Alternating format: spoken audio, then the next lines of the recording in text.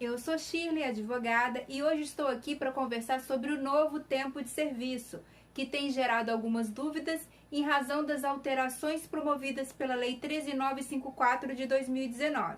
Conforme estabelecia o artigo 50, inciso 2 da Lei 6.880, mais conhecida como Estatuto dos Militares, para que o militar passasse para a inatividade com seus proventos integrais, era necessário que cumprisse 30 anos de serviço. Agora, com a entrada em vigor da Lei 13.954 de 19, a redação do referido dispositivo contido no Estatuto dos Militares sofreu alteração, passando o tempo mínimo de serviço, que antes era de 30, para 35 anos de serviço. Mas como fica a situação daqueles militares que já estavam no serviço ativo, já haviam computado algum tempo de serviço, mas não tinham, até a edição da nova lei, alcançado os 30 anos mínimos exigidos pela legislação anterior? A própria Lei 13.954 tratou de trazer os elementos de regência, os elementos de transição entre a legislação anterior e as novas exigências.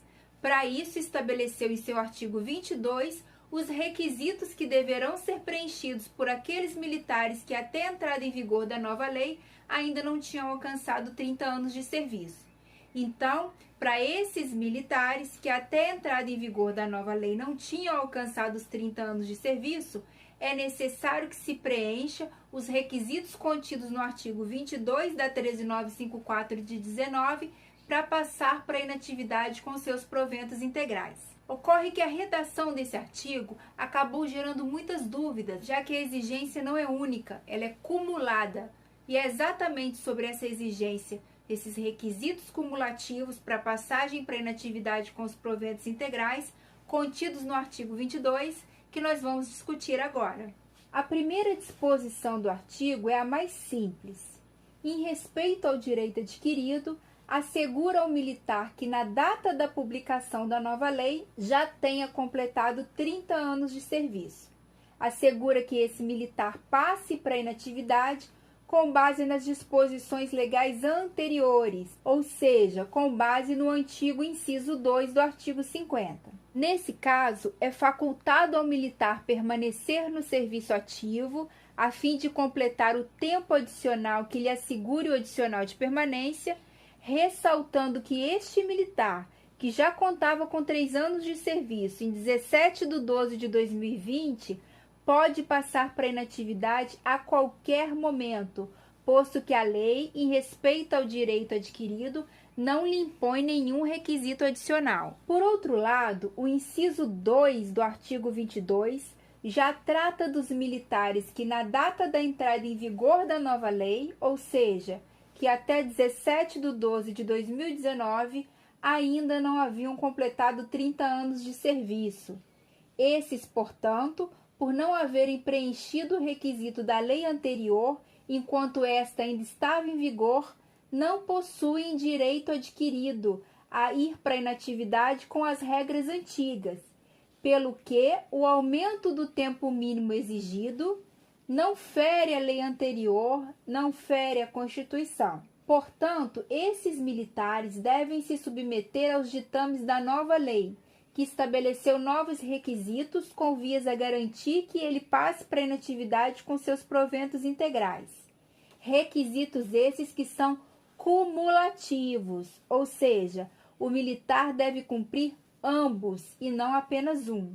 O artigo 22 traz em seu inciso 2, letra A, o primeiro requisito a ser preenchido por aquele militar que até 17/12/2019 não havia completado os 30 anos de serviço exigidos pela legislação anterior. Esse primeiro requisito determina que seja acrescida ao tempo remanescente 17%.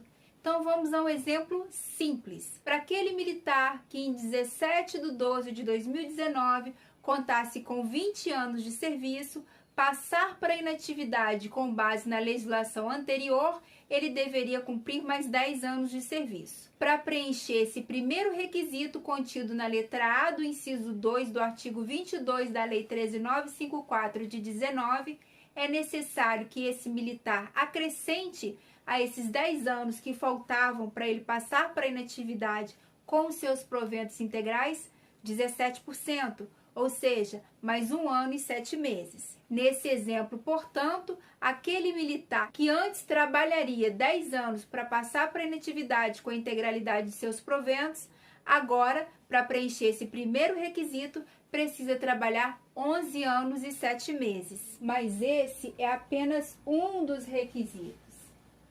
É importante ter atenção para a redação da letra A do inciso 2 do artigo 22, que nós estamos comentando, já que em seu final existe a letra E, já indicando a ideia de soma, que além do requisito de acréscimo de tempo, de 17% ali contido, é necessário que o militar preencha mais um requisito, o contido na letra B, e é nesse segundo requisito que talvez more o maior prejuízo dos militares quando o assunto é mudança no tempo de serviço. Isso porque o militar deverá contar com no mínimo 25 anos de atividade de natureza militar.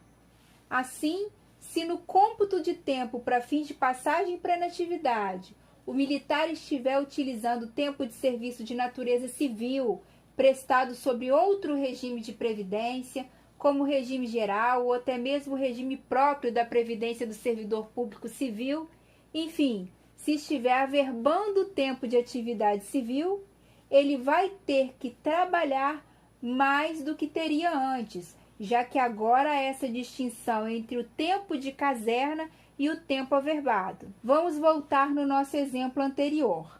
Militar que em 17 de dezembro de 2019 tinha 20 anos de serviço e por isso, como já vimos, lhe faltavam 10 anos para completar os 30 que até então era exigido pela legislação anterior.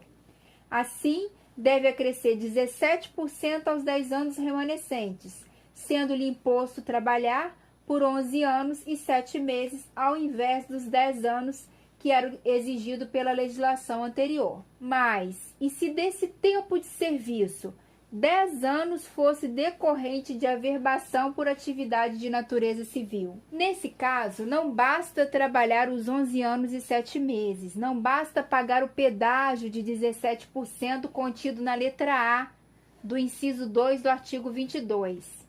Será necessário que o militar trabalhe mais 15 anos para poder completar o segundo requisito contido na letra B, que são 25 anos de atividade de natureza militar.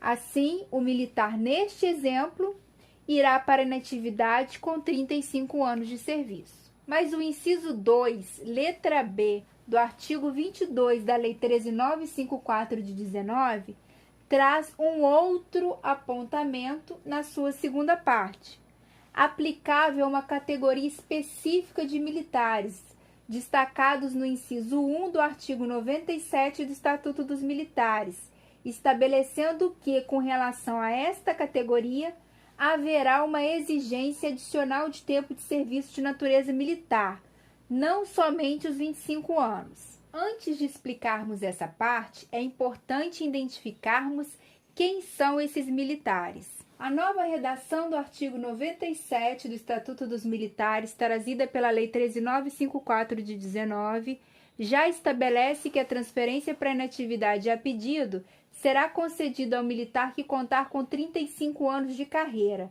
ressaltando que isso se aplica aos novos militares. Para aqueles que já integravam o serviço ativo em 17 de 12 de 19, deve ser aplicada a regra de transição contida no artigo 22 da mesma lei, que é o objeto do nosso estudo hoje. Nessa regra de transição, resta exigido que, além do pedágio de 17%, o militar conte com 25 anos de serviço de natureza militar para que possa passar para a inatividade com seus proventos integrais.